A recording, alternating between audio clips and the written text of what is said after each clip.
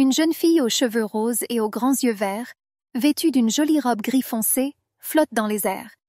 Elle a l'air effrayée et son corps est enchaîné. Cet enfant est dans le monde à l'intérieur du roman. C'était une jeune fille japonaise ordinaire nommée Kyo Koishikawa. Cependant, Kyo est mort et a renaît dans le monde du livre. L'enfance de la fille est tout simplement magnifique. En tant que fille d'un aristocrate, elle obtient toujours le meilleur. La meilleure nourriture, les meilleurs vêtements, les meilleurs divertissements. Bref, l'enfant n'a besoin de rien. Lorsque la jeune fille, dont le nom a été changé en Lure, atteint l'âge de 9 ans, ses parents l'appellent dans un jardin luxueux. Là, ils veulent lui présenter un garçon. Ce garçon blond est le fils du duc de Rochester, et, comme le disait le père Lourd, le futur mari de la jeune fille. Lure est surpris par cette nouvelle. Elle se tient debout, la main portée à la bouche et les yeux grands ouverts, essayant de se rappeler qui est le duc de Rochester. Pendant ce temps, un garçon aux très beaux yeux bleus s'incline devant Lure et dit qu'il s'appelle Calix Rochester. Calix est le personnage principal du roman dans lequel la jeune fille s'est lancée. Son père n'est pas seulement un duc, mais l'un des aristocrates les plus influents. La position du duc de Rochester seigneur dans la société ne peut être comparée qu'à la position du roi. Soudain, Lure voit un avenir dans lequel Calix la quitte, son épouse. Une fille qui aimait passionnément un homme voudra se venger de sa nouvelle passion. Lure commet de nombreux crimes graves, à la suite desquels elle sera condamnée à mort. À cette époque, la jeune fille n'aura que 20 ans. Le petit Lure revient à la réalité. Les images de Calix adulte et le sort tragique de la jeune fille elle-même disparaissent. L'enfant revoit son père et le garçon blond devant lui. Mais cela ne la calme pas. La jeune fille commence à trembler et dit à haute voix « Non ». Lure tombe alors au sol et se met à pleurer. La perspective de mourir à 20 ans effraie l'enfant. Elle ne comprend pas pourquoi sa vie, si heureuse maintenant, se transformera en véritable enfer dans Tennant. Le père de Lure et Calix est effrayé par ce comportement de la jeune fille. Ils se retrouvent aussitôt aux côtés de Lure et tentent de la calmer. Le père sourit nerveusement et prend dans ses bras l'enfant qui pleure, lui proposant un endroit où se reposer. Au bout de quelques minutes, les enfants sont déjà assis à une petite table dans un luxueux belvédère. Le père de Lure sert du thé aux enfants et leur donne également à chacun un délicieux morceau de gâteau au chocolat et aux fraises. Cependant, la jeune fille n'arrive pas à se calmer. Même les paroles de Calix qui promet d'offrir son dessert à Lure n'aident pas. Soudain, la petite dame a une idée. La jeune fille décide que si son amour pour Calix l'amènera à la tombe, elle ne le dérangera en aucun cas. Le temps passe. Lure et son fiancé ont grandi. La jeune fille comprend qu'elle n'a pas tenu sa promesse de ne pas communiquer avec le fils du duc. Qui sait, destin ou coïncidence, mais Lure et Calix, même en essayant de s'éviter, sont quand même devenus un couple.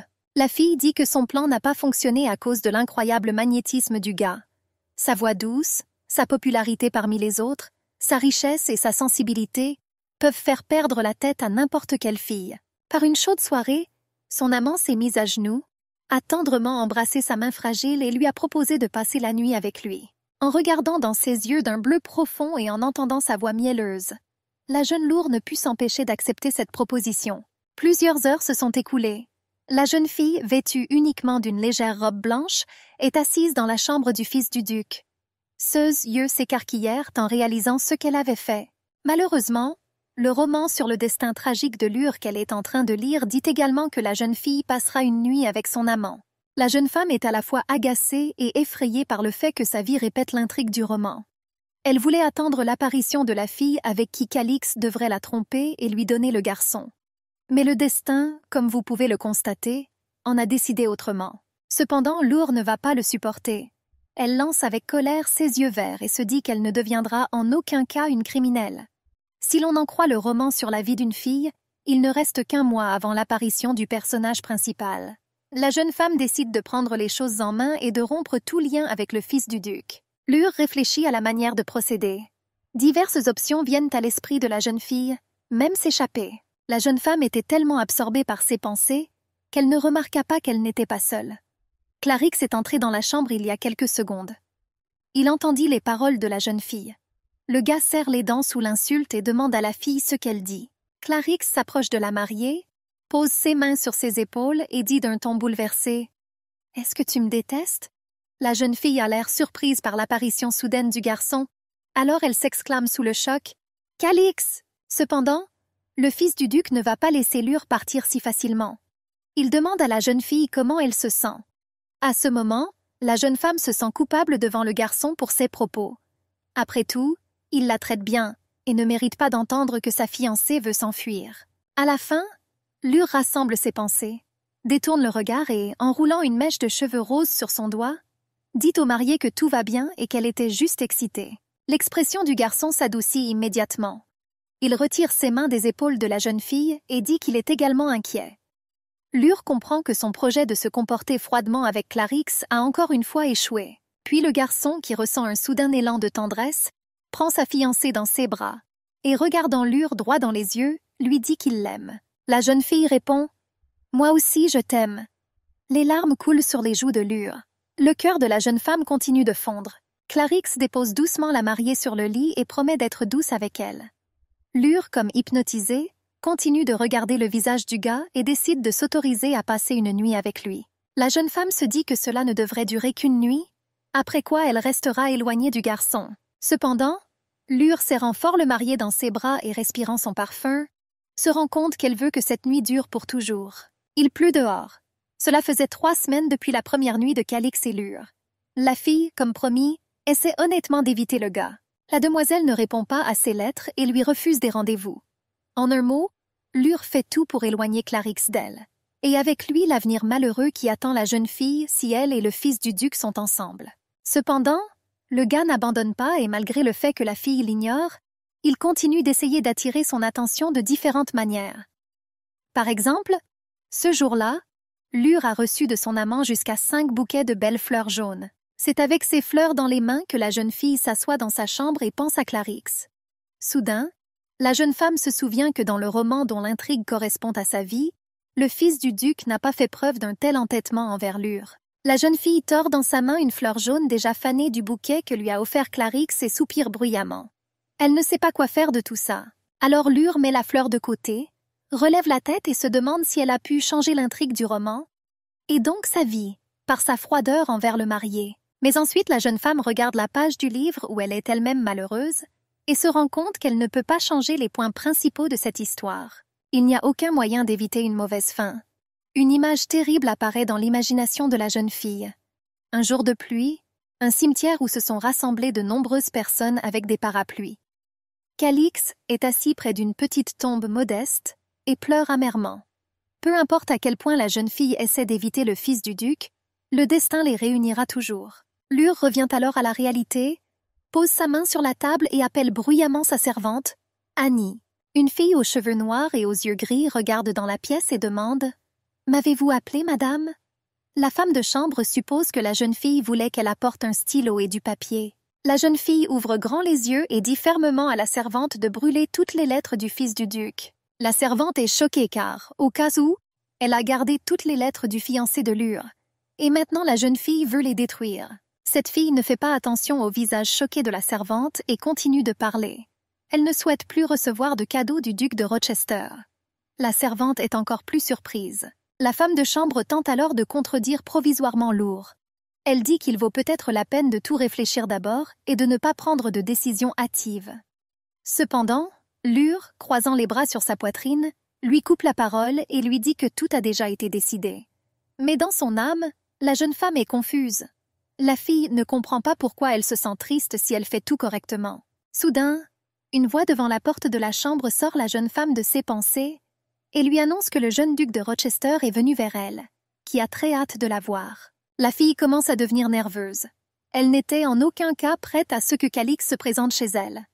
Pendant ce temps, la servante dit que le fils du duc sera dans la cour jusqu'à ce qu'elle, Lure, vienne à lui.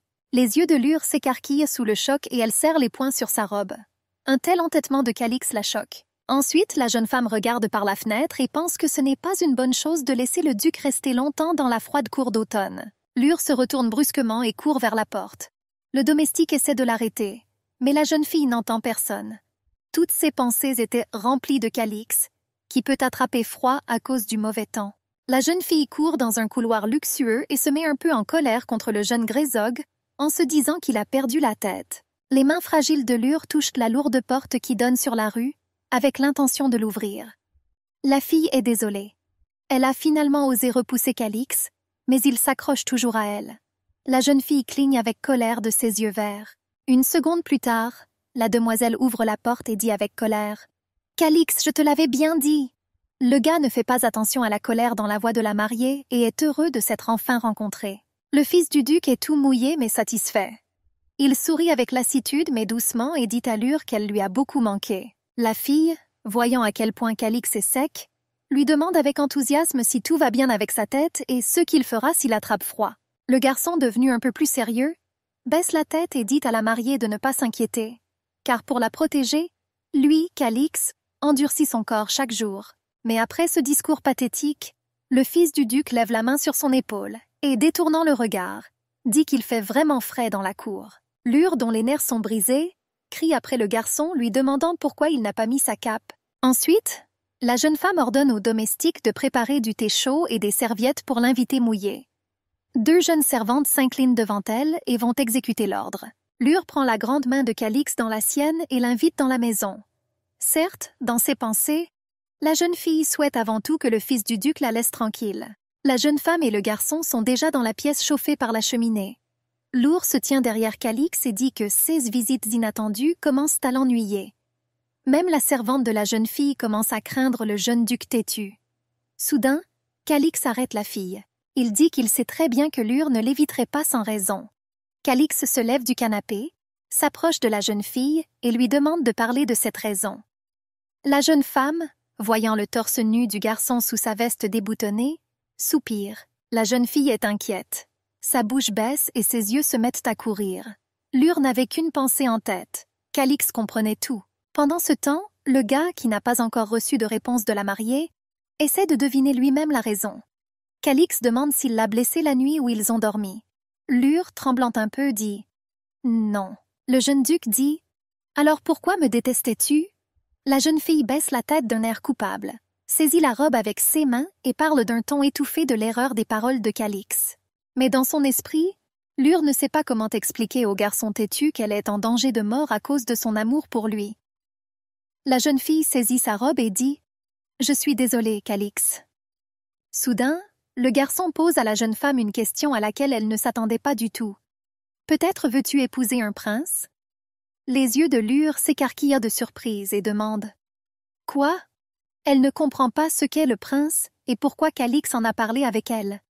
Ne sachant que dire, la jeune fille tourne la tête sur le côté et regarde pensivement le sol. Le gars perçoit une telle réaction comme une réponse affirmative à sa question. Il soupire et dit d'un air triste « Je le savais. Alors c'est pour ça. » Lure se demande, dans le sens de « Alors je savais ?» Le jeune duc dit qu'il sait déjà que le prince a avoué à Lure. La fille a l'air choquée et demande à nouveau à Calix « Quoi ?» La jeune femme ne comprend pas comment le garçon sait cela. Edward Westwing Aboronia, un garçon blond au sourire provocateur, est le 2e fils du roi. Le prince est beau, intelligent et talentueux. Cependant, il présente un inconvénient, son caractère complexe. Édouard considère tous les gens ordinaires comme des esclaves qui doivent le servir. Il accable ses serviteurs d'une quantité de travail démesurée, les menaçant de punition s'ils ne se conforment pas à ses ordres. Presque tout le monde dans le royaume connaît les histoires terribles dans lesquelles le prince était le principal participant. Par exemple, Edward buvait avec son serviteur et parlait avec les magiciens les plus puissants de l'Empire comme des clowns. S'appuyant sur son trône et croisant les jambes, le garçon leur demanda de le divertir gentiment. Dès que le prince apprit les fiançailles de Lure et Calix, il déclara son amour à la jeune fille. Edward lui a dit de quitter le jeune Rochester et de l'épouser, l'héritier du trône. Mais Lure, aux yeux de qui le prince était simplement une personne intolérable, refusa résolument Édouard. La jeune fille avait très honte de cet incident et n'en a donc parlé à personne. La jeune fille jette un regard furieux sur son fiancé, mord dans un cube et se demande où le garçon a bien pu entendre parler de l'échec de la certification du prince. Calix prend un peu d'assurance et raconte d'un ton calme qu'Alain, le frère de la demoiselle, lui a parlé de cette affaire. En apprenant que son frère avait trompé Calixa à ce sujet, Lure devient furieuse. Elle dit qu'Alena ne s'en sortira pas avec son amour des bavardages. Pendant ce temps, Calix, observant la colère de la jeune fille, sourit sarcastiquement et dit que Lure a secrètement rencontré le prince Edward et lui a demandé de l'épouser. Puis le garçon, ne retenant plus son rire, ajoute que le prince a accepté avec joie cette proposition sans trop réfléchir. Lure ne comprend pas du tout ce qui se passe ici. La jeune fille ouvre grand ses yeux verts et demande au fils du duc. « De quoi tu parles ?» Calix dit avec satisfaction que lui et Lure se marieront très bientôt. La jeune femme estime que, pour elle, 2 mois, c'est plutôt court. Il ne reste qu'1 mois avant l'apparition du personnage principal du roman, dont l'intrigue reproduit la vie de Lure. Si la jeune fille parvient à tenir aussi longtemps, elle changera son destin. Calix, ne remarquant pas l'expression pensive du visage de la mariée, dit en souriant « 2 mois? Oui, tu as raison. Mais c'était comme ça jusqu'à hier. » La jeune fille semble perplexe après ces mots. Son regard rayonne à la fois de surprise et de colère. Le jeune duc plisse sournoisement les yeux et dit que les plans ont changé. Le mariage aura donc lieu dans 1 semaine. Lure, sur le point de crier, demande à haute voix au garçon comment comprendre cela. Son choc peut s'expliquer. Après tout, tout était différent dans le roman. Pendant ce temps, le gars, qui n'a toujours pas remarqué le comportement étrange de sa fiancée, serre doucement Lure contre sa poitrine et lui demande si elle est heureuse que dans 1 semaine, ils deviennent mari et femme. La jeune fille ne partage pas l'enthousiasme du fils du duc de Rochester et pense à ce qui se passera si elle et Calix se marient maintenant et que dans 1 mois le personnage principal apparaîtra. Soudain, la jeune fille, étant dans les bras forts de son fiancé, qui a enfoui son nez dans ses cheveux roses, se rend compte qu'elle sera tout simplement jetée comme un jouet inutile. Pendant ce temps, Calix continue de serrer fermement la jeune fille, qui ne répond même pas à son étreinte, mais se tient simplement les mains baissées. Lure ne peut pas croire qu'elle sera simplement utilisée puis jetée. La jeune fille est très bouleversée, car elle a essayé de toutes ses forces d'éviter le terrible avenir qui l'attend. Mais tous ses efforts se sont probablement révélés vains. Soudain, Lure crie qu'il ne veut pas de tout cela et repousse brusquement le garçon hébété. Il y a un silence oppressant dans la pièce. Ni le jeune duc confus ni la jeune fille excitée ne savent quoi se dire. Laure regarde le sol et pense que Calix ne la comprend peut-être pas pour le moment. Mais ce sera mieux pour tout le monde si elle tient le coup jusqu'à ce que le personnage principal apparaisse. Pendant ce temps, le fils du duc se penche un peu vers la jeune femme, effleurant à peine ses doux cheveux de la main, et demande « Qu'as-tu, Lure ?» La jeune fille rassemble enfin ses pensées, serre les poings et s'adresse fermement à Calix, espérant que bientôt lui aussi comprendra tout. Serrant les dents, Lure suggère au garçon de rompre les fiançailles. Bien sûr, c'est désagréable et douloureux pour elle de dire ces mots, mais c'est nécessaire. Le tic-tac d'une grande horloge murale se fait entendre. L'ambiance devient de plus en plus tendue. Calix demande à la mariée ce qu'elle veut dire. La fille tend les bras en avant et essaie de pousser le garçon hors de la pièce, lui disant de sortir d'ici. Calix est choquée par ce comportement. Tout d'abord, sa petite amie dit qu'elle veut rompre les fiançailles, puis elle essaie de l'expulser complètement.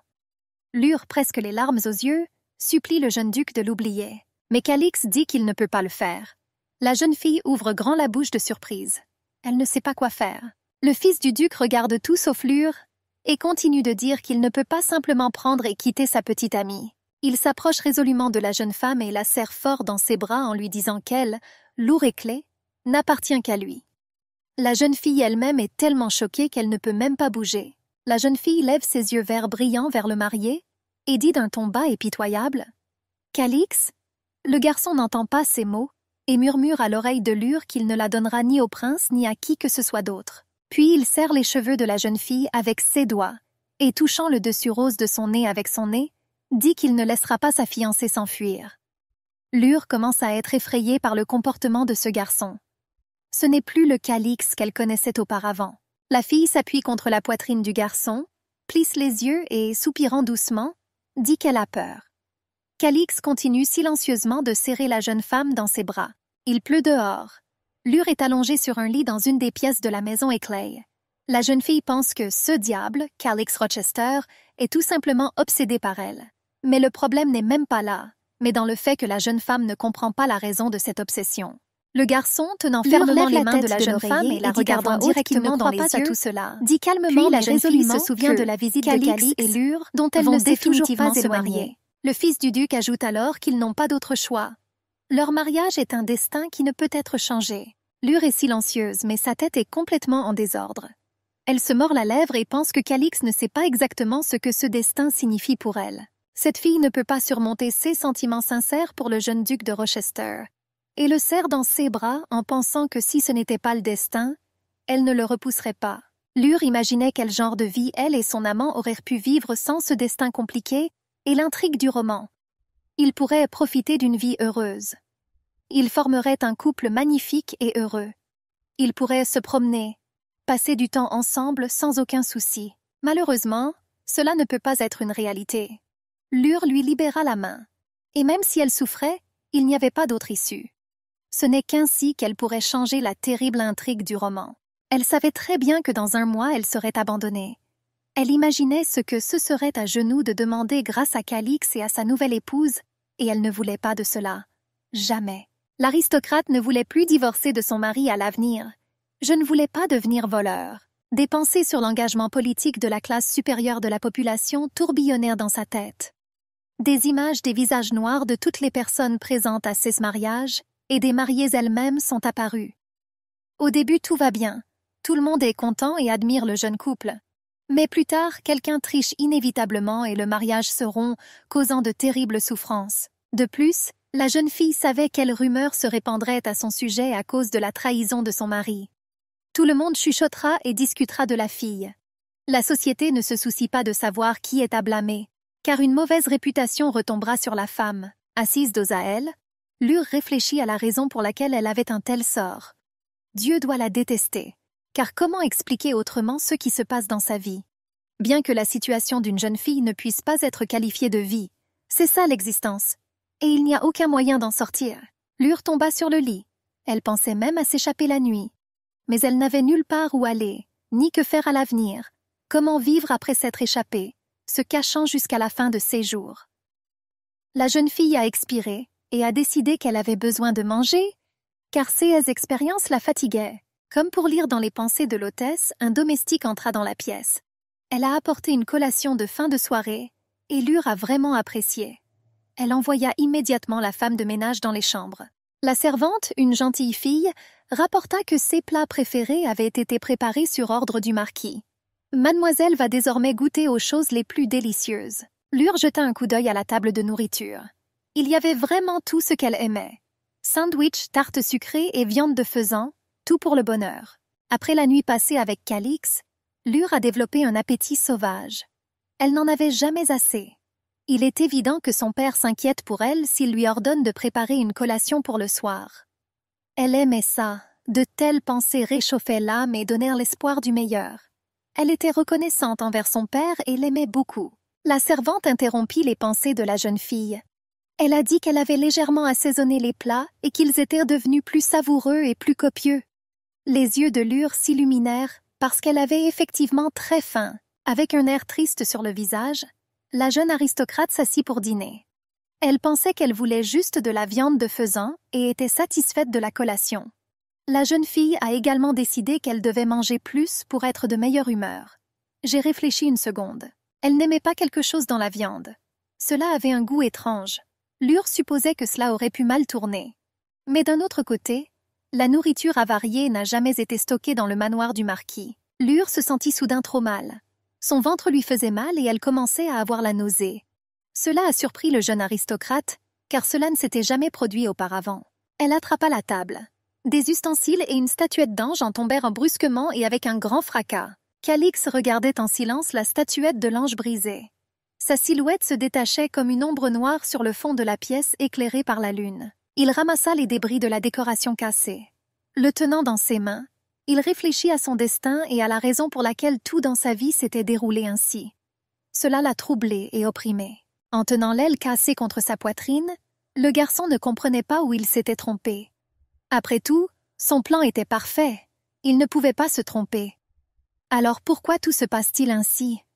Les yeux de Calix étaient remplis de désir. Il se souvint du dialogue avec frère Lourd. Il a parlé avec enthousiasme du fait qu'il y avait des rumeurs sur la déclaration d'amour de Sa Majesté à la jeune épouse et amante de Carlos. Le fait que ce dernier ne soit pas au courant de la situation du prince a surpris son interlocuteur. Calix se sentait malheureux et brisé. La main du garçon saignait. Il tenait dans sa main un fragment d'une statuette brisée d'un ange, ce qui blessait douloureusement la peau de sa paume. Je pensais que le prince était réellement courageux s'il voulait posséder sa femme. Calix s'assit sur une chaise, les pensées déprimantes ne le quittèrent pas. Le jeune homme s'assura que le prince qui avait les yeux rivés sur sa bien-aimée n'était qu'un enfant gâté. Mais cela n'a pas aidé du tout. Calix était toujours inquiet pour lui, ne remarquant même pas le sang qui coulait de sa main. Du sang coula sur l'épave de l'ange. Calix n'arrivait toujours pas à se ressaisir. L'éclat lui a transpercé la peau et il ne s'en est même pas rendu compte. La seule chose qui le dérangeait, c'était que tout le monde comprenne son amour pour la belle Lour. Calix a imaginé la première rencontre avec sa bien-aimée. Elle était alors encore toute petite mais extrêmement belle. Ses yeux émeraudes ne pouvaient laisser personne indifférent. Puis il aimait son odeur incroyable. Elle ne l'aimait pas, mais il était quand même très heureux. Un seul regard de sa part le rendit malade jusqu'aux os. Oui, elle l'a alors repoussé, mais les émotions, malgré cela, de sa seule apparence ne pouvaient pas être exprimées avec des mots. Calix était heureux à l'idée de sa future épouse. Il a fait tellement d'efforts pour se rapprocher de son amant timide.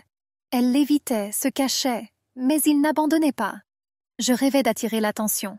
Après tout, avant, le garçon n'était pas le même qu'aujourd'hui. Son âme était noire et sanglante. Cependant, il a changé, est devenu plus gentil, a essayé, et tout pour elle. Mais aujourd'hui, elle le repousse encore. Pourquoi? Le jeune homme n'a pas compris. Oui, il comprenait que les gens comme elle avaient besoin de beaucoup. Une image de la douce et incroyablement belle Lour apparut dans sa tête. Sa silhouette brillait, des pétales de rose tombaient autour d'elle. Cependant, ses jambes étaient enchaînées par de lourdes chaînes. Il a tout fait pour devenir obéissant. Des larmes coulaient des yeux de Lure. Elle se pencha sur le lit de son amant. Sa main a été blessée. Il l'a fait pour elle, elle ne savait pas comment agir. Calix continuait de réfléchir. Pour sa bien-aimée, il est tombé sous la pluie, s'est soumis à de terribles épreuves. Tout pour elle, pour son affection, mais elle n'a pas cédé. Cela n'a pas donné la paix au jeune homme, cela l'a tué. Cependant, ses sacrifices ont apporté le succès. Sa gentillesse ostentatoire est devenue un piège pour la jeune fille. Elle a cédé et a même commencé à passer du temps avec le garçon. Il a trouvé un chemin vers son cœur, et cela lui a lié les mains. C'est devenu une entrave pour ses pieds. Cependant, Lure ne le sait pas forcément. Qu'il reste pour elle un bon Calix. L'image de leur couple brillant et heureux surgit dans son imagination. Il a besoin de l'attachement d'une fille, lien vers celui-ci, de sorte qu'elle ne regardait que lui, l'aimait et était fidèle et obéissante. Il ne la laissera jamais partir. Elle est à lui et seulement à lui. Calix a imaginé les chaînes sur la jambe de sa bien-aimée. Il ne la possédera d'aucune autre manière, malgré ses souhaits. La lune brillait toujours dans la chambre de Calix. Le lustre scintillait de couleurs. La main fermée de Calix toucha la chaise bleue. Il continuait à penser à sa bien-aimée, sur le fait qu'elle sera définitivement à lui. Des images de Lure surgirent dans son esprit. Ses yeux verts clairs, sa peau blanche et délicate, sa douce odeur. Le garçon croisa les jambes et dit sarcastiquement qu'il ne la laisserait jamais s'échapper. Il était tard dans la nuit dehors. Lure, en pyjama et chaussures de maison, marchait tranquillement dans le couloir. De nombreuses questions tourbillonnèrent dans son esprit, ce qui ne lui laissait pas la paix. L'une d'elles concernait la grossesse. Appétit, nausées, cela ne lui était jamais arrivé auparavant. Mais maintenant c'est le cas, et tout cela indique précisément la naissance d'une nouvelle vie dans son corps. Cependant, comment cela a-t-il pu arriver? La jeune fille essaya de se ressaisir. La sueur coulait sur son visage, mais elle savait qu'elle devait consulter un spécialiste. Il répondra à toutes les questions, et il est désormais trop tôt pour parler de quoi que ce soit. Soudain, la porte d'une des pièces grinça légèrement. Cependant, dans le silence de la nuit, ce son semblait fort et effrayait Lure. Mais elle est elle-même venue dans cette pièce. Derrière la porte ouverte se tenait une jeune fille aux yeux violets. Elle fut surprise par la visite tardive du jeune aristocrate. Lure elle-même n'était pas contente. Debout avec la lanterne devant la jeune fille, elle semblait effrayée.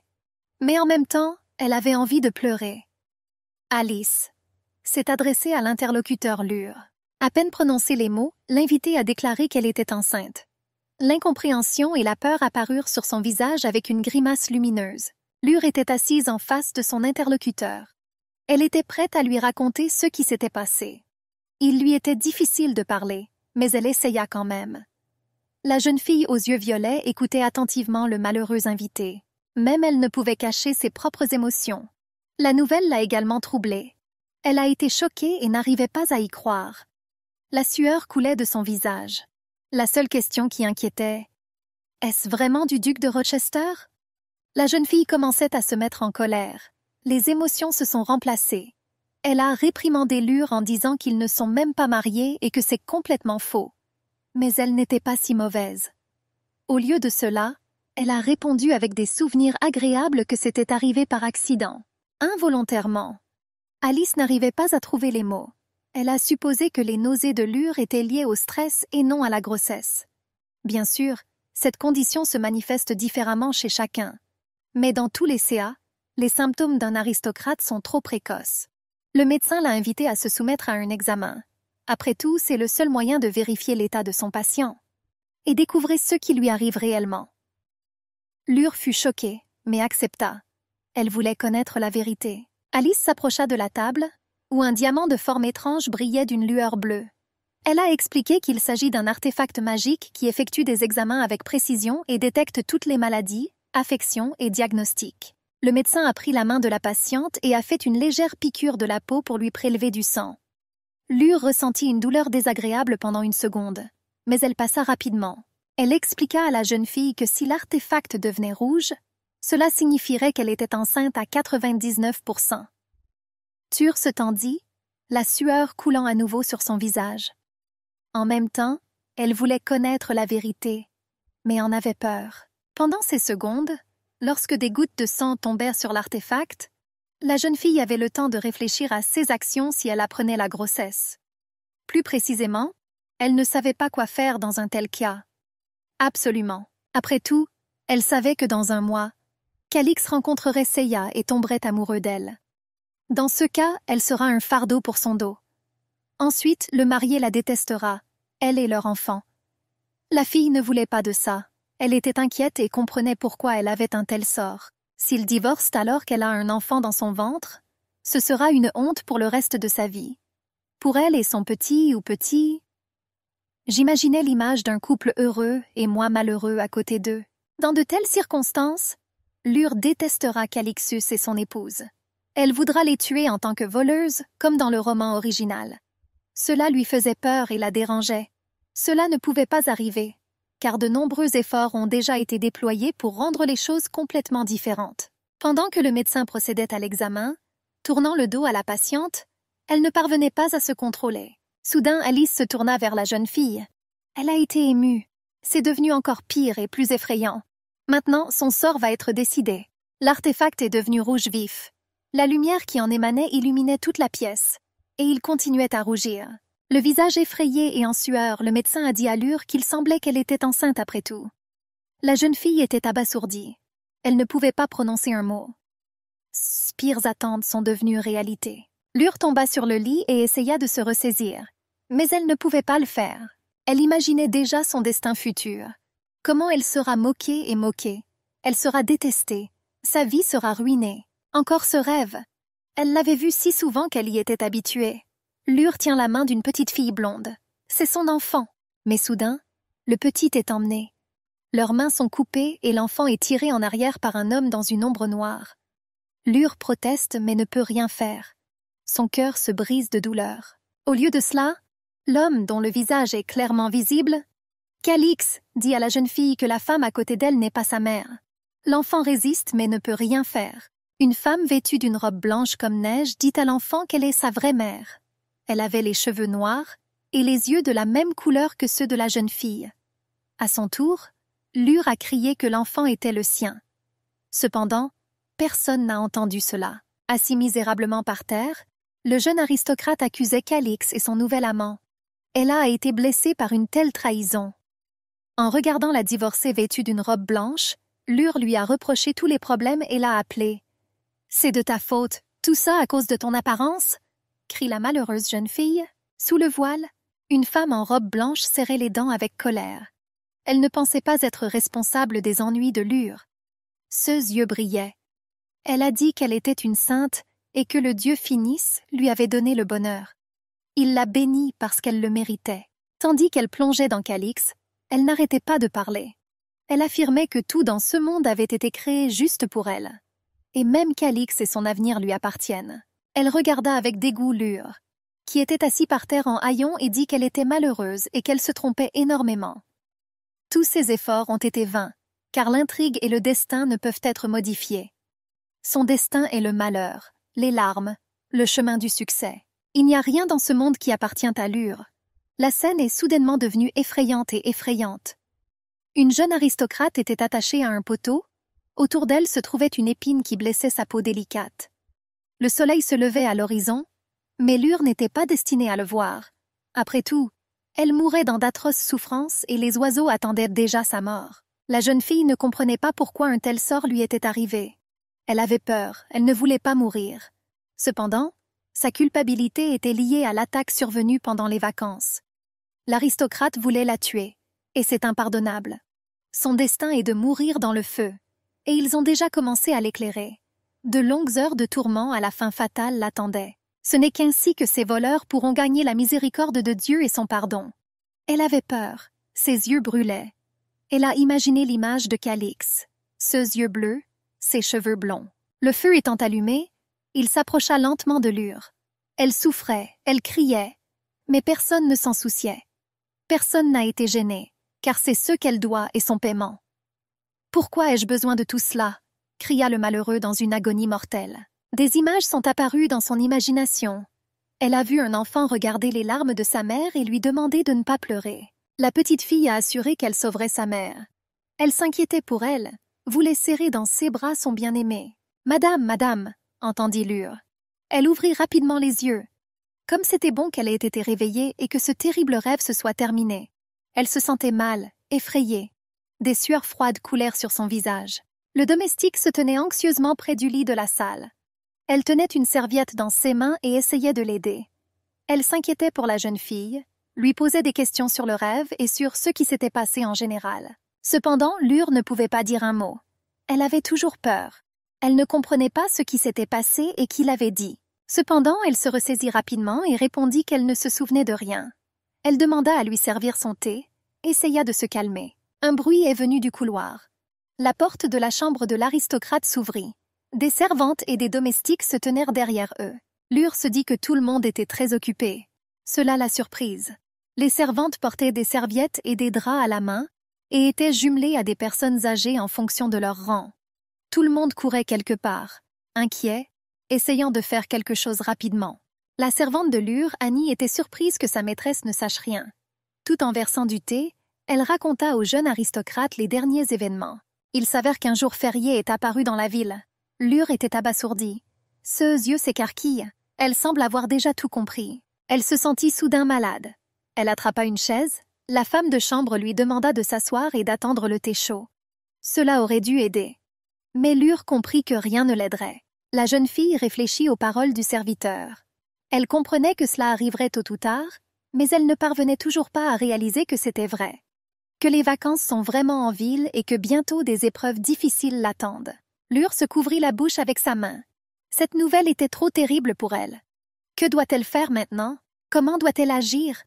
Après tout, une autre personne y vit maintenant. Tout est arrivé trop tôt. La perspective s'est déplacée vers le sein et Calix. Il lui baisa la main. Il était amoureux de cette femme. Le château de la ville dominait en arrière-plan. Le jeune couple a apprécié leur temps ensemble.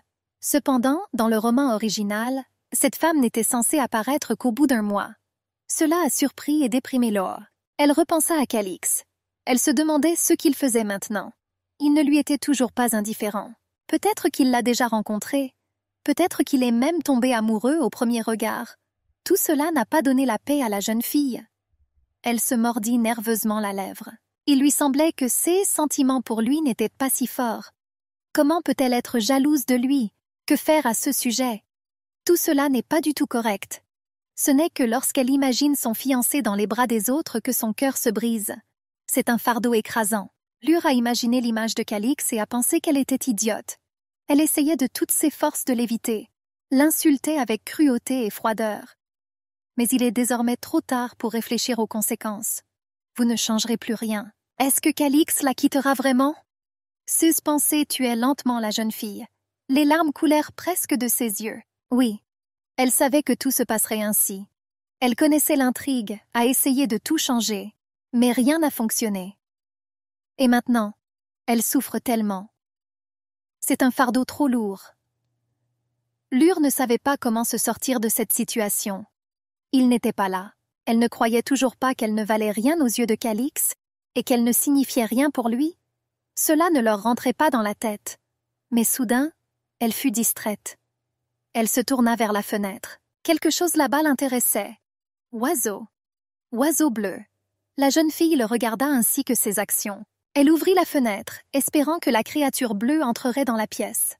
Une légère brise souffla immédiatement dans la pièce depuis l'extérieur, touchant les cheveux de Lure. Un oiseau est arrivé avec lui. Tur réalisa immédiatement que Calix l'avait envoyé, mais elle ne savait toujours pas ce que cela signifiait. Cependant, la beauté de l'oiseau la captivait. La jeune fille le regarda et s'émerveilla de sa beauté surnaturelle.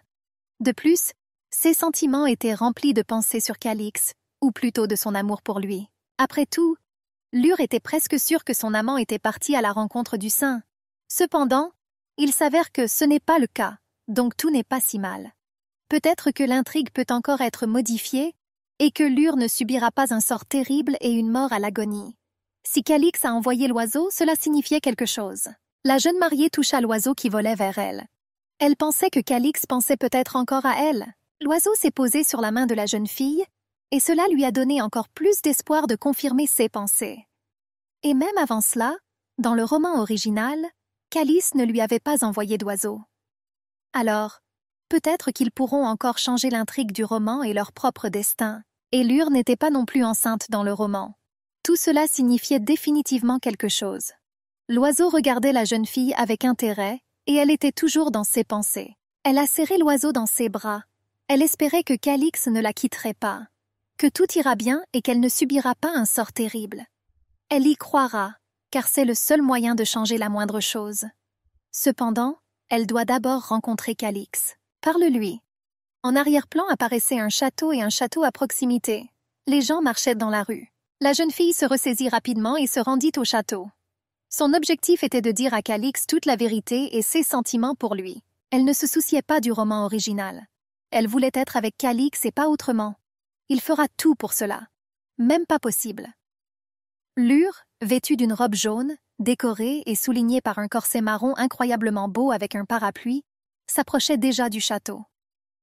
Il faut qu'il parle. Une réunion a eu lieu dans une salle élégante. 4 hommes s'étaient assis à une table recouverte d'une nappe blanche. L'un d'eux s'est levé et a appelé à passer au sujet principal pour lequel ils s'étaient réunis ici. Cependant, d'autres donateurs semblent avoir été mécontents et indifférents à ce qui se passait. C'était ennuyeux et difficile pour eux, mais ils ont essayé de rester assis jusqu'au bout. En fait, la conversation portait sur la déesse.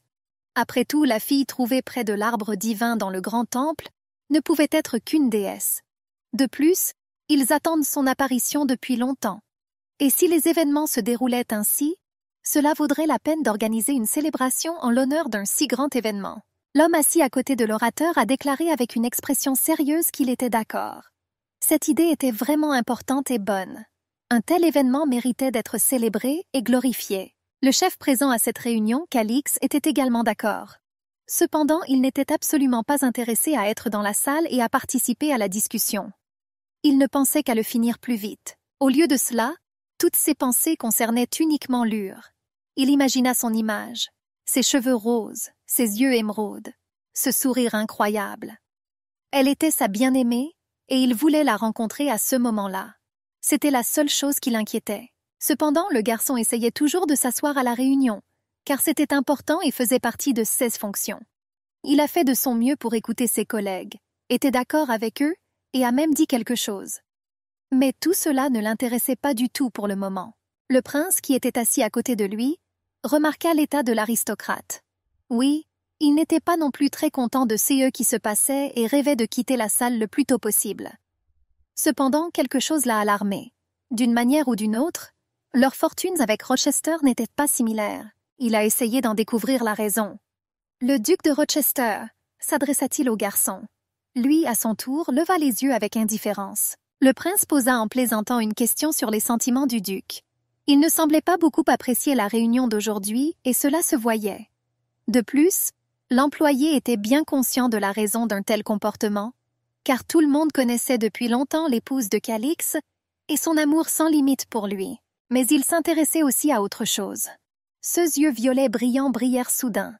Il se demanda s'il n'y avait pas de place pour une déesse dans les pensées de l'aristocrate. Après tout le monde parle d'elle, et il est étrange que Calix évite ce sujet. Pendant que d'autres parlaient, les jeunes étaient occupés à autre chose. Ils parlaient encore des femmes. Plus précisément, le prince racontait sa propre histoire. C'était similaire à la situation avec Lour, car le gars ne pouvait pas respirer correctement avec sa bien-aimée. Mais elle n'était pas seulement semblable, elle était à peu près la même femme. Le prince était consumé par les souvenirs. Lady Eckley est une vraie beauté. Il se souvint de son image et son amour redevint plus fort. Il se souvenait également du jour de la conversation de Calix avec son frère, lorsqu'il rapporta que Lure avait avoué son amour au prince. Calix était brisé, détestait le prince et ne lui donnerait en aucun cas sa bien-aimée. Un ami l'a ramené à la réalité à partir de ses pensées. Il a confirmé que sa bien-aimée Calixa est vraiment incroyablement belle, et qu'il comprend ses sentiments. Il n'y a rien d'étonnant à cela, n'importe qui tomberait amoureux d'elle. Cependant, le jeune homme a noté que la fille n'est pas si simple et ne tombe pas amoureuse du premier bel homme. Après tout, en plus d'être mignonne, elle est aussi intelligente et comprend les gens. L'atmosphère dans la salle commença à se tendre. Les garçons parlaient déjà à haute voix et les autres hommes suivaient attentivement ce qui se passait. Le duc répondit rapidement à l'interlocuteur qu'à sa connaissance, un parvenu avait avoué son amour pour Lure. Mais il reçut immédiatement une réponse négative de sa part. Le jeune homme aux yeux violets fut surpris par de tels propos. Il a immédiatement commencé à exprimer son mécontentement. Il s'est mis en colère, mais Calix a annoncé une pause. Il marcha rapidement sur le sol, tourna le dos aux autres et, réprimant sa colère, s'apprêtait à quitter la salle. Il en avait marre de cette réunion et de tout ce qui s'y passait. Le jeune homme est sorti. Il prit une bouffée d'air frais et parut se détendre un peu. Mais la fatigue ne le quittait toujours pas. Il n'avait aucune envie de retourner à une réunion ennuyeuse avec les mêmes personnes. L'air frais et l'odeur des roses l'attirèrent davantage. De plus, cela rappelait le bien-aimé Lia. Calix toucha son cou, qui commençait à lui faire mal, et réfléchit à la rencontre. Il comprenait que cela durerait jusqu'au soir même, et cela ne lui plaisait pas du tout. Il ne comprenait pas du tout pourquoi la déesse devait l'inquiéter. Il rêvait de rencontrer Lure, et seulement cela occupait toutes ses pensées. Cependant, debout de dos, il n'a pas remarqué comment quelqu'un s'approchait tranquillement de lui par derrière. Mais néanmoins, sentant le regard de quelqu'un d'autre sur lui, le jeune homme se retourna brusquement. Il vit une belle fille aux cheveux noirs qui jouait avec le vent. Elle était vraiment belle et ça a surpris Calix. Une supposition passa dans ses yeux. Après tout, c'était probablement la déesse elle-même. Cependant, il n'a même pas eu le temps d'exprimer cette hypothèse à haute voix. La belle fille aux cheveux noirs n'a pas quitté l'aristocrate des yeux, et a ainsi provoqué encore plus d'admiration et d'engourdissement. Une voix de jeune fille se fit entendre quelque part dans le jardin. Elle a dit qu'elle ne savait pas quoi faire. Il semble qu'elle était confuse. Lure. Elle s'est perdue et s'en est réprimandée, car elle a 20 ans et elle est comme une petite enfant perdue dans les buissons.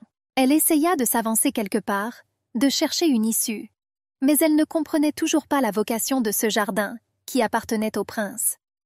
Bien sûr, il était sans cœur, mais cultiver une telle jungle est complètement idiot.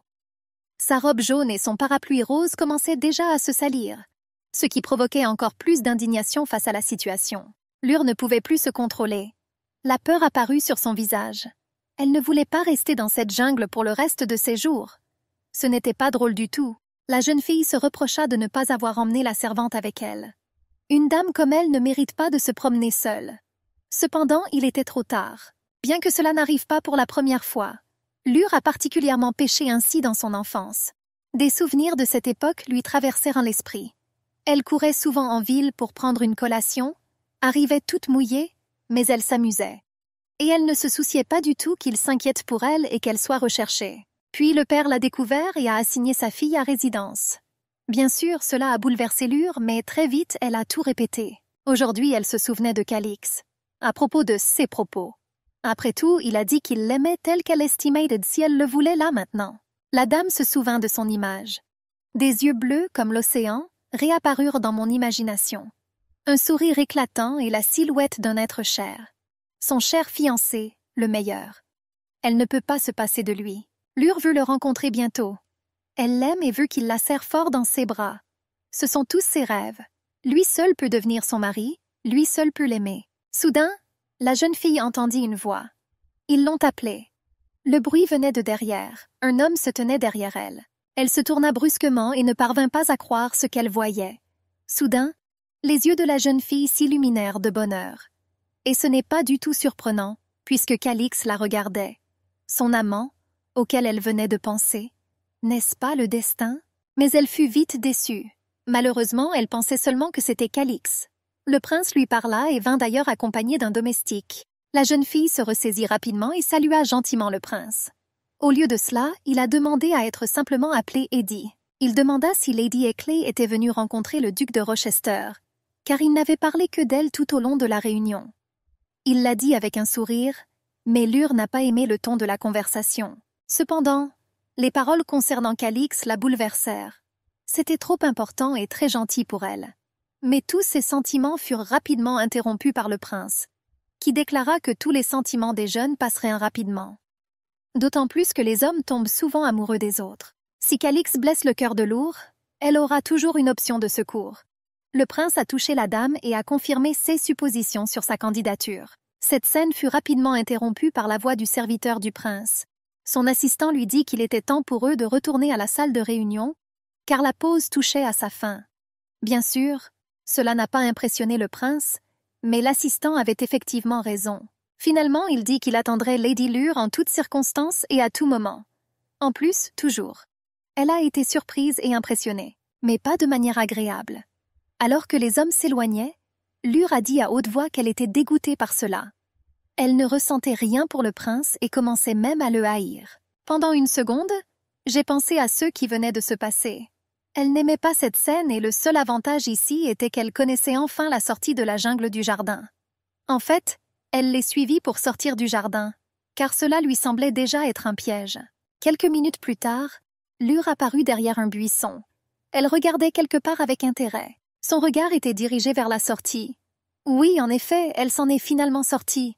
Son visage s'éclaira de bonheur. La jeune fille se rendit joyeusement au château, appréciant les roses et notant mentalement que c'est ainsi que devrait être un vrai jardin. De belles fleurs, une fontaine avec des statues majestueuses, des colonnes de marbre, d'incroyables sculptures architecturales, c'est selon elle un véritable jardin. Ce devrait être un temple de Dieu, pas une jungle. Soudain, quelque chose l'intéressa. Elle réfléchit un instant aux colonnes de marbre et aux incroyables sculptures de l'architecture. Et ce n'est pas surprenant, car juste devant elle, la fille a vu ce qu'elle voulait tant. Un véritable temple de Dieu avec des sculptures en marbre et une architecture incroyable, tout simplement incroyable. Il était si majestueux qu'il n'y aurait pas de mots aussi beaux pour le décrire. Cependant, Lure interrompit sa fascination car elle se souvenait de la déesse Seiya. Elle ne voulait pas la voir ici, mais elle espérait qu'elle ne sortirait pas. Mais tous les espoirs furent vite déçus. La déesse elle-même se tenait sur les marches du temple et Calix parlait gentiment à côté d'elle. Le pire est arrivé. Calix semble vraiment avoir été fasciné par l'interlocuteur. Il se tenait très près de Seiya et lui disait quelque chose. Et elle était vraiment belle.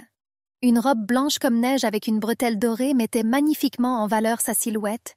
Des cheveux noirs tombaient sur ses épaules. Ils étaient soufflés par le vent, et ses yeux brillaient d'un éclat noir au soleil. Calix a rencontré Seiya. Ils parlèrent gentiment, la déesse dit que le duc était très gentil avec elle. Ils se souriaient, se touchaient, et Lure voyait tout cela. Oui, elle savait que tôt ou tard cela devait arriver. Ils devaient se rencontrer, mais la fille n'était toujours pas prête pour cela. Ce ne sera jamais le cas. Elle ne veut pas abandonner son amant. Et en général, elle l'a oublié. Et à ce moment-là, Seiya et Calix réussirent à échanger un baiser. Lure n'est pas le personnage principal de cette histoire. C'était censé se passer comme ça, et elle devrait se ressaisir, mais elle n'y arrive pas. Des larmes coulaient de ses yeux. Le parapluie lui tomba des mains, elle ne croyait pas ce qu'elle voyait et ne comprenait pas pourquoi tout était ainsi et pas autrement. Pourquoi avec elle? Elle regarda son bien-aimé dans les bras d'un autre, et son cœur se brisa et lui fit mal. C'était comme si elle avait été poignardée. Lure tenait la robe dans sa main, mais cela atténuait la douleur, le ressentiment et le choc. Lure n'a pas arrêté de s'insulter. Elle pensait vraiment qu'elle était la plus imbécile. J'ai regardé Calix, Seiya, leur douce conversation, leurs regards et me suis une fois de plus convaincue de ma propre stupidité et de mes erreurs. Les larmes coulaient de ses yeux, c'était très douloureux et désagréable. Elle ne comprenait pas ce qu'elle espérait, car elle connaissait bien l'intrigue. essayait de la changer et tombait toujours amoureuse de Calix. Pourquoi et comment c'est arrivé? La jeune fille ne pouvait ni ne voulait comprendre. Elle souffrait trop en ce moment. C'est quand même son destin. Si elle ne voulait pas le changer, c'est impossible. Calix ne sera pas à elle. Ils ne seront pas ensemble. Ils ne seront pas heureux. Il appartient à la déesse et elle est ici impuissante. Elle n'a pas pu sauver sa famille, même en sachant leur mort. Je me suis souvenu du jour des funérailles, puis même le temps était pleurant, car il pleuvait abondamment du ciel. Calix souffrait beaucoup et elle le soutenait du mieux qu'elle pouvait. De plus, la jeune fille a continué à l'aimer de toute façon, comprenant même et sachant qu'elle resterait une voleuse dans la mémoire des gens. Elle se souvenait des câlins chaleureux et tendres avec son amant, qui ne brillait sans doute plus sur la dame. Et même aujourd'hui, elle ne pouvait pas changer le destin. Calix est avec la déesse, ils sont bien ensemble. Tout ce qui était censé arriver s'est produit. Lure ne pouvait pas s'en empêcher. Elle n'a fait qu'empirer. Les larmes n'arrêtèrent pas de couler. La jeune fille ne pouvait pas surmonter la douleur, le désespoir et le ressentiment. Son fiancé a envoyé l'oiseau pour avertir d'un grand événement, c'est-à-dire une rencontre avec Seiya. Et cela ne signifiait en aucun cas l'amour et l'espoir, comme le pensait alors l'aristocrate. Elle est tombée dans les escaliers. Elle continuait à pleurer. Son cœur lui faisait très mal, car il venait d'être complètement brisé. Cependant, que va-t-il arriver à son enfant maintenant? Comment doit-elle agir? Aucune des questions n'a reçu de réponse et c'était le pire. Et il n'y avait aucun enfant dans l'original. Alors que va-t-il se passer maintenant? Une fille sans père va naître. La fille du voleur Lure et Clay? Elle ne voulait pas un tel sort pour son propre sang. L'image de ma fille m'est venue à l'esprit. Des malheureux, que tout le monde détestera. On discutera de sa mort souhaitée, de la façon d'agir correctement dans une telle situation, quand il n'y a pas d'issue. Non, cela ne peut pas être possible. Lure ne permettra pas ce qui doit arriver. Elle changera le destin, l'intrigue, protégera sa fille, quoi qu'il arrive et quels que soient les sacrifices qui pourraient devoir être consentis à l'avenir. Lady Eckley ne permettra pas à son propre enfant de mourir à cause des erreurs de sa mère. Elle se ressaisit, attrapa un parapluie et se leva brusquement. Elle essuya ses larmes et décida d'agir. Changer tout ce qui peut l'être. Mais son enfant ne souffrira pas. Pas d'autre chemin. La fille Eckley survivra certainement et aura le meilleur. La silhouette de Lure était éclairée par les rayons du soleil. Elle avait l'air majestueuse et déterminée. Et ce n'est pas surprenant, car tant de défis l'attendent, elle a besoin de force. Le point de vue a changé. Une photo de la station est apparue. Il y avait beaucoup de monde sur le quai, un train rouge vif est arrivé. « Merci de m'avoir reçu, Alice », fut entendu à l'autre bout de la station. Le docteur Aliza, qui a précédemment procédé à un examen et découvert la grossesse de Lure, a déclaré qu'elle faisait confiance à la dame. De plus, elle est prête à faire tout ce qu'il faut pour elle et espère un jour entendre la raison de ce qui se passe actuellement. Pourquoi Lure a décidé d'y aller quand même? Et c'est tout, car personne ne connaît encore son enfant, y compris le duc de Rochester. Et c'est pourquoi elle doit y aller.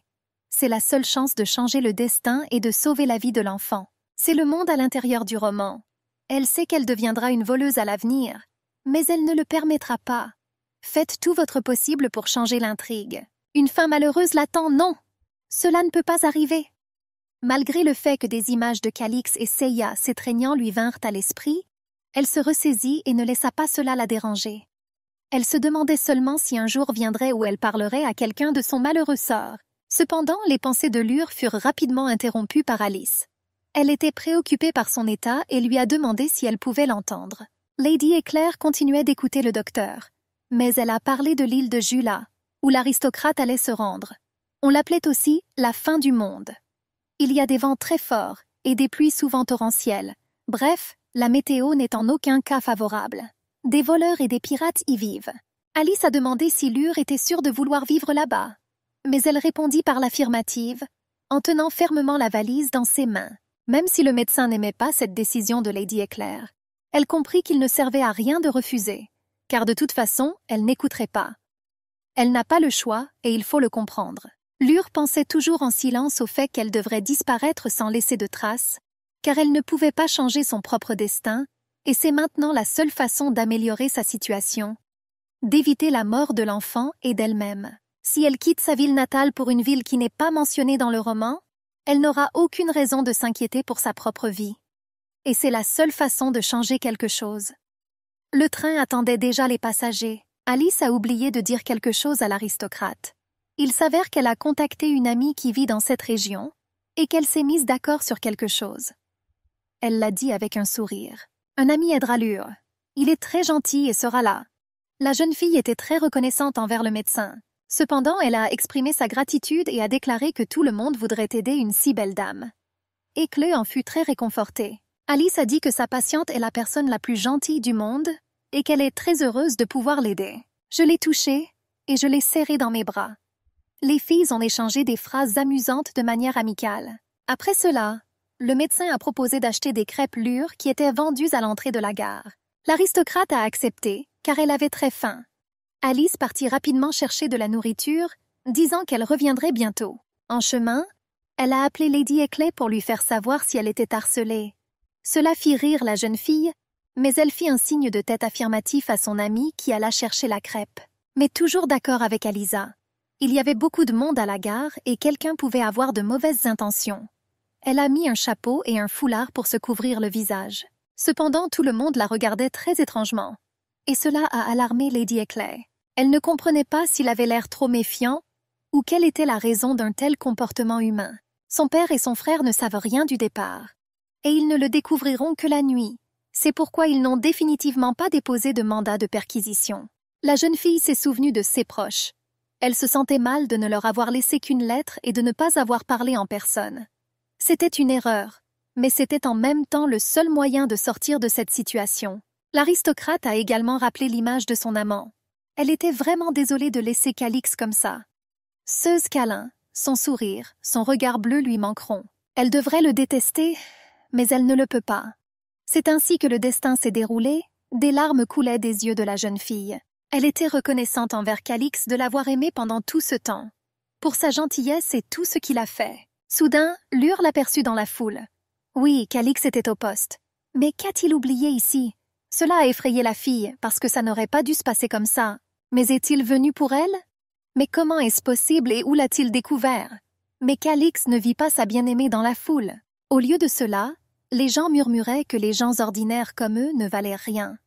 En raison de l'apparition de la déesse dans la ville, la sécurité a été renforcée et maintenant tout le monde est contrôlé, et il est injuste de soupçonner les gens ordinaires. Cependant, il semble que tout ait changé pour le mieux et que les gens ordinaires se soient détachés. Maintenant, tout est devenu clair. Calix a embrassé Seiya, alors à quoi s'attend-elle? Alice interrompit ses pensées. Elle a finalement apporté les crêpes.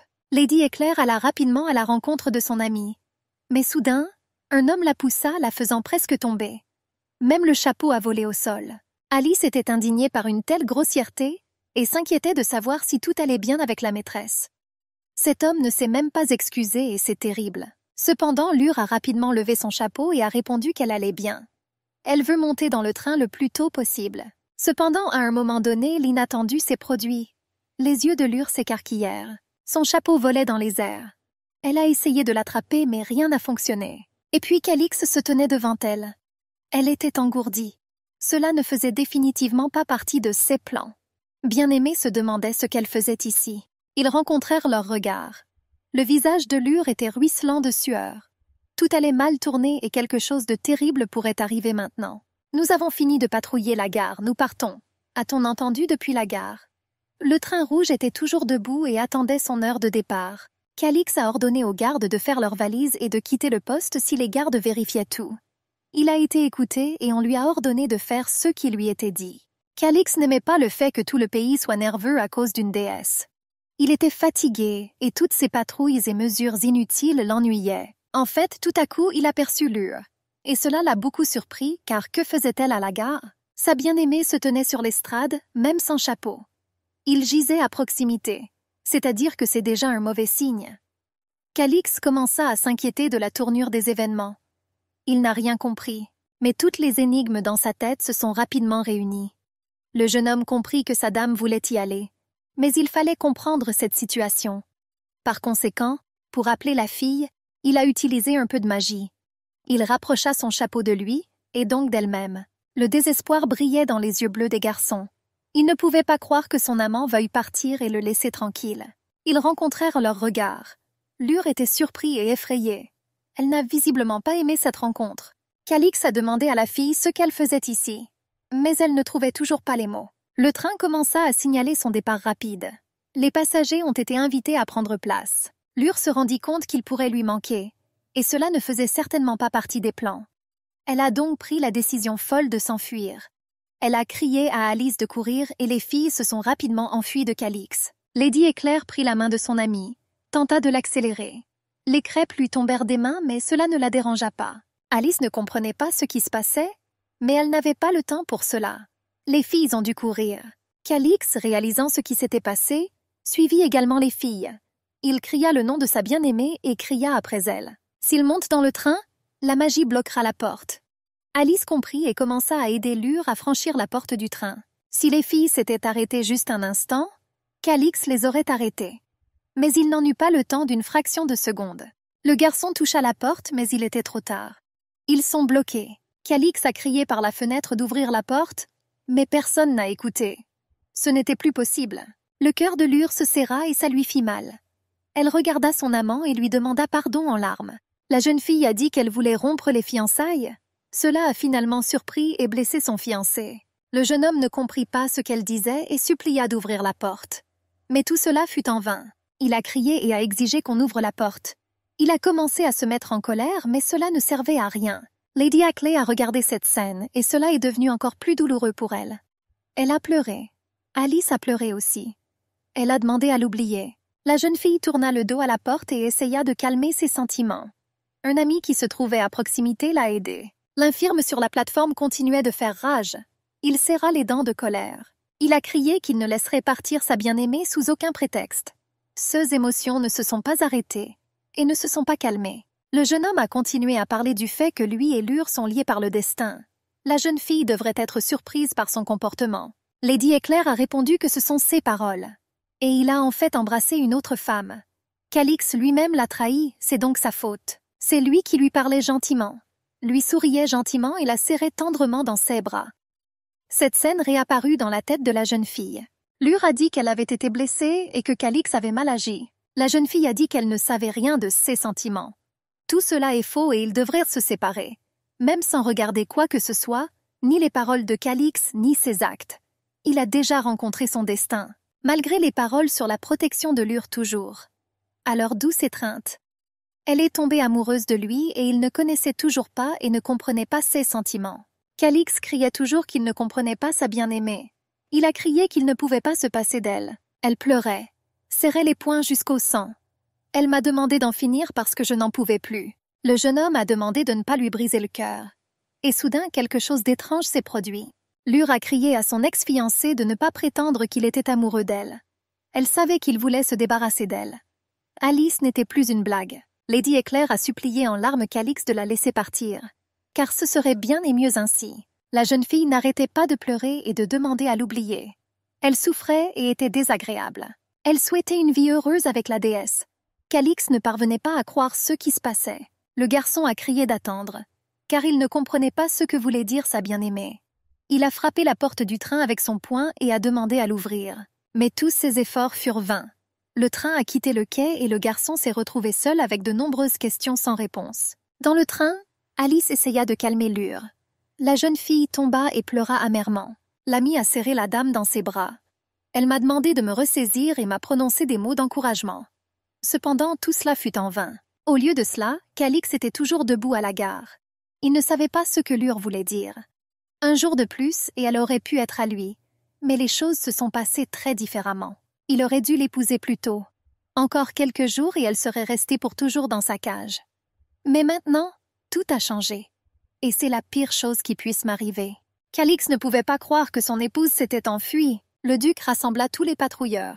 Il a demandé la direction du train. On lui dit que le train allait au royaume d'Aron.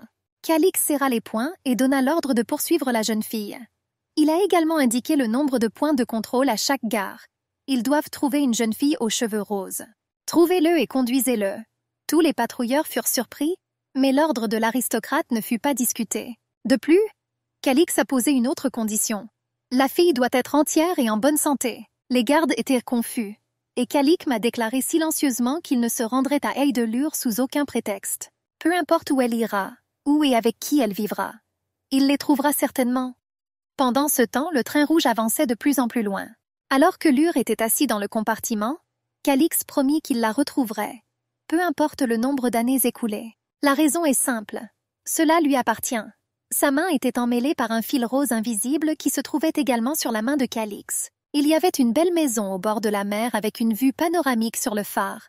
Elle était en bois, dans des tons blancs et bruns, haute de 3 étages. Une voix d'enfant se fit entendre quelque part dans l'une des pièces. De petits pas se faisaient entendre dans les escaliers. Il semble que l'enfant avait des nouvelles importantes pour sa mère et qu'il s'est empressé de lui annoncer. Une fille blonde avec un nœud bleu sur la tête montrait à sa mère un dessin dans un cahier jaune. Elle a dit que Letty avait fait un dessin. Mère regardait avec intérêt. Une femme aux cheveux bruns et aux yeux émeraudes, comme ceux de sa fille, s'assit à côté de la jeune fille. Ils regardèrent ce qui était dessiné sur la feuille. En fait, l'enfant y représentait les figures du père à gauche, de la mère à droite et d'elle au milieu. La famille tenait la main de son petit et était heureuse. Derrière le dos des parents, l'enfant dessinait des ailes. « Letty, tu es si gentille avec moi. » La mère lava doucement et serra sa fille dans ses bras. 7 ans exactement se sont écoulés depuis ce jour. Sur la route vers l'île de Julalure, nous avons dû passer plusieurs points de contrôle. Mais grâce à Alice, elle est arrivée ici sans trop de bruit. Ici, elle a eu une fille. Lur se souvient de ce jour avec des larmes.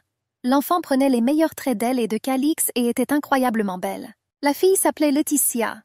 Elle a 6 ans cette année. Le bébé était un enfant très doux et gentil qui aimait dessiner et qui grandissait généralement pour devenir une personne créative. Lur tenait une tasse de thé vert et parlait à sa fille. Elle a demandé ce qu'elle voulait pour son anniversaire, qui est demain. Letty a répondu qu'elle n'avait besoin de rien parce qu'elle savait qu'il n'avait pas d'argent. Sa mère a répondu que tous les fonds avaient été utilisés pour l'élever et qu'elle ne devrait pas parler ainsi maintenant. Lur a fermement déclaré qu'elle avait de l'argent pour un cadeau pour sa fille, et elle a demandé à nouveau ce qu'elle voulait. Pensa la fille. Elle réfléchit longuement à ce qu'elle voulait et à ce dont elle avait besoin.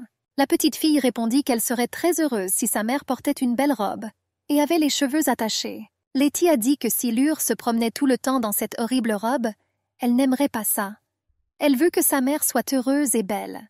Cela a surpris et choqué la femme. Elle ne pouvait pas croire que sa propre fille avait honte d'elle. Mais j'ai compris que cela pouvait arriver. Après tout, Lur n'a vraiment pas porté de beaux vêtements depuis longtemps et est devenue elle-même ennuyeuse. Letty était également bouleversée à ce sujet. Portant une tasse de thé chaud à sa bouche, elle pensa à raccommoder la vieille robe et à l'enfiler. Cependant, ce n'était pas aussi beau qu'il l'aurait été. Lur a attiré l'attention sur le dessin de sa fille. Elle a peint un ange portant un masque de cheval. La fille a répondu qu'il était très timide et ne montrait pas son incroyable beauté. Letty a également déclaré qu'en raison de sa propre timidité, l'ange ne pouvait pas parler aux autres sans masque. Elle a également dessiné un ange avec des cornes et la fille. Il est aussi timide et hier l'enfant a fait un rêve avec lui. Lur fut surpris que l'enfant rêve des 7 archanges du dieu Finis. Letty a également dit qu'elle avait rêvé de l'ange de Pélistella lui disant que maman était folle. La femme fut encore plus surprise et demanda à sa fille de quelles absurdités elle parlait. Mais elle dit en souriant que sa mère n'avait pas à s'inquiéter, car elle la considérait comme un génie. Lur regarda sa fille et pensa que tout le monde connaît les 7 archanges de Finis. Beaucoup de gens en parlent, mais personne ne se souvient des détails. Elle regarda sa fille et fut surprise qu'elle ait une imagination si riche. L'enfant était vraiment intelligent. Soudain, Letty fut appelée pour une promenade. C'était son amie Nana et la fille a rapidement tout quitté et a couru vers elle.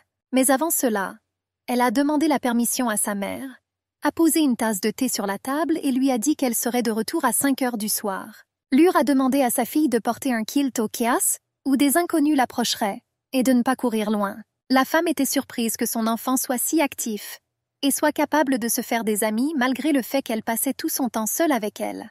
Et en plus, elle fait toujours les choses à sa manière et n'écoute personne. Miss Rose, entendit Lur. Le baron Keimnel était le pire homme qu'une femme puisse rencontrer aujourd'hui.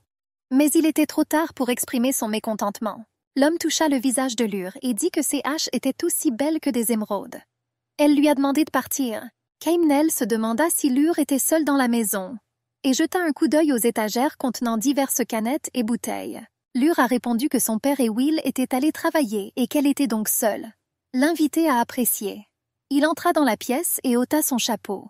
La femme n'aimait pas qu'il soit assis dans la maison, comme s'il en était le propriétaire. Cependant, elle se ressaisit et demanda poliment quel était le but de la visite de l'invité. Il a répondu qu'il n'avait besoin d'aucune raison, ni d'aucun but. Il voulait juste rencontrer la belle Lure. Elle n'aimait pas ça encore plus et ça commençait à l'ennuyer. Kaimnel a déclaré qu'il craignait que la femme perde son temps au magasin. Et il ne veut vraiment pas entendre sa réponse. L'homme a dit qu'il n'aimait pas les femmes avec des enfants. Mais elle est si belle et il est tellement amoureux qu'il est prêt à se marier. Il ne comprenait pas comment la vie avec William Osborne pouvait lui convenir. Et proposait quelque chose de bien mieux. La femme a été choquée par une telle offre. De plus, l'invité a déclaré qu'il voulait donner à manger au requin l'homme de Lure. Quelque chose d'absurde s'est produit. Lure répondit haut et fort que William était un homme bon. Cependant, le baron n'en était pas satisfait et ne voulait pas l'entendre. Il n'est rien de plus qu'un substitut à son père, a déclaré Kaimnel. Cependant, Lure a rétorqué qu'elle était satisfaite de sa vie de roturière et qu'elle n'en avait pas besoin d'une meilleure. Le baron se leva et frappa bruyamment la table. Il a traité Lure d'imbécile. Il prit son chapeau et dit finalement qu'il verrait combien de temps il durerait. En franchissant le seuil, il dit qu'il en était sûr. Lure regretterait certainement ses propres paroles et sa position. Le père et le mari de Lure apparurent à la porte. Ils portèrent de la nourriture à la main et, voyant le baron, lui demandèrent poliment ce qu'il avait à faire avec eux. Il passa en silence sans répondre. Des explications étaient donc attendues de Rose, c'est-à-dire de Lure. Elle a changé son propre nom et la couleur de ses cheveux en brun après son arrivée sur l'île. Après tout, c'était le seul moyen pour elle de se protéger, elle et sa fille. Will s'enquit des sentiments de sa femme et lui demanda si le baron lui avait fait quelque chose de mal. Elle a répondu que tout va bien. Il était heureux que tout allait bien pour sa bien-aimée. Mais il lui a demandé de ne pas aller seule quelque part, mais d'être près de lui, car il tient à elle. Elle a répondu que pas de problème, et elle lui était reconnaissante de son attention. William était un homme très bon et prenait soin d'elle. Il a même accepté de jouer le rôle de son mari afin de cacher la vérité sur Lure. Elle lui était très reconnaissante et pensait qu'elle ne méritait pas sa gentillesse. Rose commença à demander à son mari ce qu'ils avaient acheté et ce qu'il y aurait pour le dîner. La femme s'est comportée comme une enfant et cela a fait rire tout le monde. Cependant, le père se tourna vers elle avec sérieux. Il avait une question importante. Rose le regarda avec intérêt et attendit des détails. Il s'avère que des gens de la capitale sont venus dans leur ville. À cette époque, la petite Letty jouait à cache-cache. Elle réfléchit à où se cacher. J'ai couru dans les rues et cherché le bon endroit, mais rien ne me venait à l'esprit. Cependant, il semble qu'elle ait finalement trouvé ce qu'elle cherchait. Et elle regarda sa trouvaille avec intérêt. C'était un champ avec de très belles fleurs violettes. La jeune fille était fascinée et a décidé qu'elle devait montrer les belles fleurs à sa mère. Elle a ramassé un beau bouquet et s'est dépêchée de rentrer chez elle. Ses yeux s'illuminèrent. Elle imaginait à quel point sa mère serait heureuse maintenant et à quel point elle serait heureuse. Cependant, tout à coup, la jeune fille est entrée en collision avec un homme. Elle est tombée brusquement. L'enfant s'est blessé à la main et n'a pas compris ce qui se passait. Les yeux de l'enfant s'illuminèrent. Elle échangea un regard avec son mari. Quelque chose chez lui était si étrange, voire familier. L'enfant ne comprenait pas ce qui se passait. Letty regarda l'oncle inconnu et se demanda s'il était parfois malade. Parce que, d'une manière ou d'une autre, elle n'aimait pas son apparence. Elle a demandé si l'homme était parfois malade. Il fut surpris par une telle question. Cependant, la jeune fille a étayé ses propres hypothèses. Elle a expliqué que l'homme n'avait pas l'air bien. Et vraiment. Calix avait l'air fatigué et affligé. Alors elle lui a proposé son aide. Elle pourrait l'emmener à l'hôpital. Le duc rit et lui toucha doucement le visage. Il repoussa ses cheveux blonds de son front et regarda les yeux émeraudes de l'enfant. Ils étaient trop familiers. Il savait à qui appartenait cette couleur d'yeux. Si beau. Letty ne comprenait pas les actions de son oncle inconnu. Il lui a demandé quel âge elle avait, alors que des spéculations lui traversèrent l'esprit à propos de Lure, qu'il avait fui 7 ans plus tôt. La fille répondit qu'elle avait 5 ans. Mais demain, il sera 6 heures. La sueur commença à couler sur le visage de Calix. Il se tendit, et la douce Letty continuait à parler. Elle a parlé avec joie du fait que demain c'était son anniversaire. Elle aura 6 ans et elle sera adulte. Calix a répondu qu'il était content. Mais la jeune fille s'est exclamée qu'il devrait la féliciter davantage. Il ne comprenait pas ce qu'elle voulait dire. Letty s'est exclamée qu'il était un imbécile, parce qu'elle savait compter et qu'il pouvait la féliciter pour cela. Mais il ne l'a pas fait et cela l'a ennuyée. L'homme se tendit et fut surpris par la détermination et le comportement de la petite fille. Il a décidé de réparer rapidement leur relation et a doucement tapoté la tête de la fille et lui a dit que tout le monde à cet âge ne sait pas compter et qu'elle est bonne. L'enfant a dit qu'elle savait compter de 1 à 1000 et a trouvé cela génial. Calix était d'accord avec elle. Il lui a demandé si elle habitait dans le quartier et où se trouvaient ses parents. Après tout, l'enfant marchait seul et cela provoquait déjà une surprise. Cependant, Letty, de son côté, ne comprenait pas pourquoi il lui demandait une telle chose. Elle n'aimait pas ça et se méfiait. Elle croisa les mains l'une sur l'autre et regarda son mari d'un œil critique. Letty a répondu que si son oncle voulait tout savoir d'elle comme ça, il devrait d'abord se présenter. Après tout, sa mère lui a appris à ne pas parler aux étrangers, et il est tout simplement très étrange. Cependant, l'homme a l'air malade et c'est pourquoi Letty a décidé de l'aider. Calix a dit qu'elle était très gentille et qu'elle était sur le point de donner son nom lorsqu'il s'est rendu compte qu'il ne devait pas dire la vérité. Alors il a dit qu'il s'appelait Caro. La jeune fille regarda la grande silhouette de l'homme et fut surprise. C'était un nom étrange. Ses yeux brillaient de curiosité. Quelque chose chez cet homme l'attirait. L'enfant a commencé à se moquer de lui. Il a été surpris, car il n'avait jamais parlé avec des enfants depuis si longtemps et ne connaissait pas les particularités de leur comportement. Il était agacé par le rire de l'enfant, mais il essayait de se contrôler. J'ai demandé quels étaient les noms de ses parents, car Letty avait déjà réussi à prononcer son nom. Cependant, les paroles de l'inconnu ont ramené la jeune fille à la réalité. Elle pensait que cet homme avait repris sa propre affaire et ne comprenait pas pourquoi il avait besoin de telles informations. Cependant, elle a dit que sa mère l'appelait Laetitia, parce que cela signifie joie et que la fille en était terriblement fière. Elle a rapidement nommé ses parents, Rose et William Osborne. L'étranger a demandé quel âge avait la mère de la jeune fille.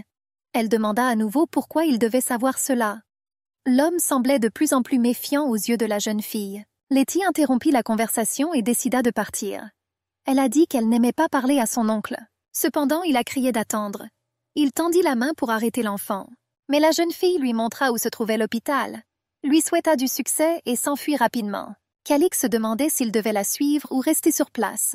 Et derrière lui, à ce moment-là, quelqu'un s'est arrêté. « Non, nous en avons déjà assez appris », répondit la femme au manteau rouge aux cheveux noirs courts et aux yeux turquoises. Elle a également dit qu'elle espérait que Calix trouverait celui qu'il cherchait. Il a répondu qu'il le trouverait certainement. Après tout, j'en suis sûre, elle est définitivement proche. Il la cherche depuis si longtemps et ne peut pas s'arrêter maintenant. Même s'il doit vendre son âme au diable, il la retrouvera. Une lumière brillait dans le manoir au bord de la mer. La nuit est tombée dans la rue. La lune a éclairé les routes de la ville. Lure ou Rose mettait sa fille au lit et pensait qu'elle était très fatiguée. Comme si récemment la journée venait de commencer et se terminait déjà. De plus, elle était surprise que sa fille soit également fatiguée. Et où pourrait-elle se précipiter comme ça? L'histoire de l'enfant sur le bel oncle malade a surpris la femme. Elle ne comprenait pas qui pouvait parler à son enfant et ce qui était nécessaire. Des gens de la capitale ont-ils visité leur île? C'était une mauvaise nouvelle. Les gens parlaient depuis longtemps du duc de Rochester parcourant le monde pour des affaires importantes. Ce n'est que récemment que ces rumeurs se sont calmées, mais maintenant, lorsqu'elle parle des invités de la ville, elle est inquiète. Mais le monde ne parlait que du travail de la déesse dans la capitale. Rien d'autre ne s'est produit là-bas. Lure, cependant, n'avait rien entendu parler du mariage de Calix avec la déesse. Et c'était incroyable. La femme s'assit à côté de sa fille et se demanda ce que tout cela pouvait signifier. Elle n'a rien compris. Si le duc s'est réellement marié, alors le mariage avec la déesse est un événement historique. Et tout le monde dans l'Empire devait parler d'elle. Mais rien de tout cela ne se passait. Alors qu'est-ce que cela pouvait signifier? Lure tourna son regard vers la lampe. Les commerçants de la capitale ne savaient rien du mariage. Il n'y en a donc pas vraiment eu. Elle ne comprenait pas du tout si ces deux-là tomberaient amoureux l'un de l'autre. Y avait-il quelque chose entre eux? C'était trop étrange. Le corps de la femme se tendit. Elle ne comprenait toujours rien. L'incompréhension rayonnait dans ses yeux. Soudain, Letty prononça la parole d'un ange du village. Cela sortit sa mère de ses pensées. Elle pensait que sa fille était vraiment sa copie.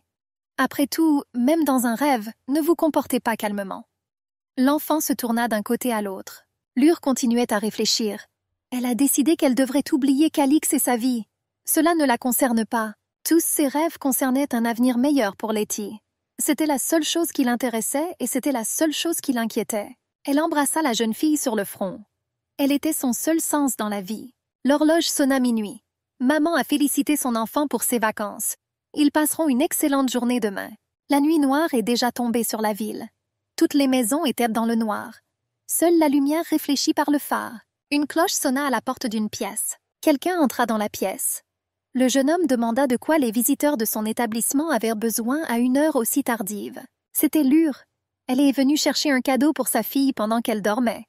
Le garçon sourit, mais il demanda à Lure d'attendre quelques minutes. Cela ne la dérangeait pas, mais elle était surprise d'avoir commandé un cadeau il y a une semaine et qu'il ne soit toujours pas arrivé. Mais le garçon a assuré que le cadeau serait parfait. Lure regarda le feu qui brûlait dans la cheminée. Elle a dit qu'il faisait très chaud ici. En général, c'était étrange que ce soit le printemps dehors et qu'il fasse si froid. Elle voulait rentrer chez elle le plus tôt possible. Soudain, quelqu'un d'autre entra dans la pièce. Lure tourna rapidement la tête vers la porte. Sur le seuil se tenait le personnage de la forêt. Une femme aux cheveux noirs courts et à l'énergie étrange.